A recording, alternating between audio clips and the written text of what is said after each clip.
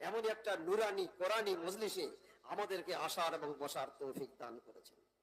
তারই জন্য সেই মহান আল্লাহ তাআলার দরবারে আমরা সবাই একবার শুকরিয়া আদায় করে বলি আলহামদুলিল্লাহ।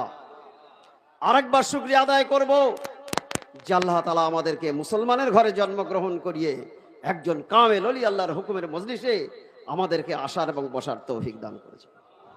স্বয়ং আল্লাহ তাআলা নিজেই বলেছেন, আমি যাকে ভালোবাসি তাকে নবীর দরবারে নিয়ে যাই, তা না হলে কামেল ওলি আল্লাহর দরবারে আমি তাকে পৌঁছে দিই, তা না হলে কামেল ওলি আল্লাহর হুকুমের মজলিসে আমি তাদেরকে আসার এবং বসার তৌফিক দান করি।